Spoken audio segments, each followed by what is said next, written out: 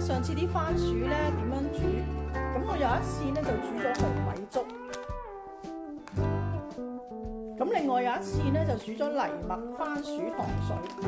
咁呢個藜麥咧佢係混咗少少布格麥嘅，咁你都可以用純藜麥煮都得嘅。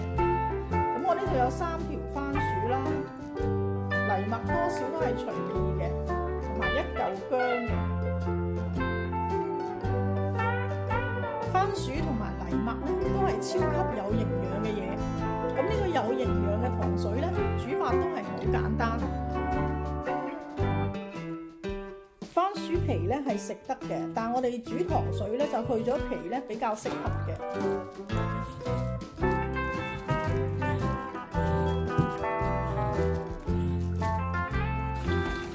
去咗皮嘅番薯洗乾淨。就將啲番薯切粒，咁你中意切大嚿啊，或者切粒都冇所謂嘅。提一提大家，啲番薯咧好硬嘅，切嗰陣時咧要小心切住手。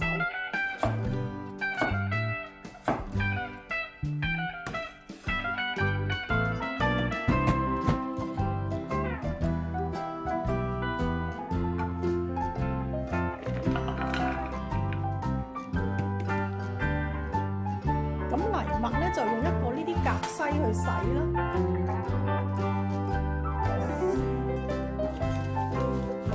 多少都隨意嘅。咁我就會俾3湯匙。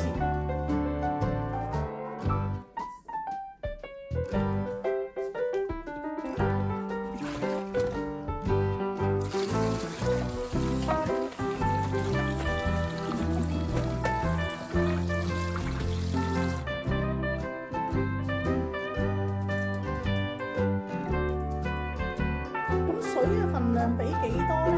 大約係材料嘅雙倍。如果你中意飲多少少糖水嘅，你可以加多少少水。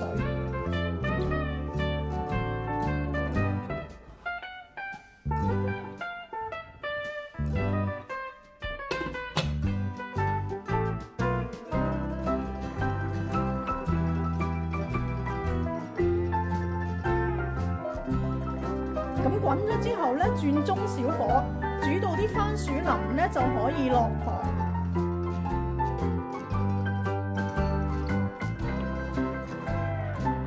咁我就煮咗佢20分鐘，啲番薯同埋藜麥都腍㗎啦。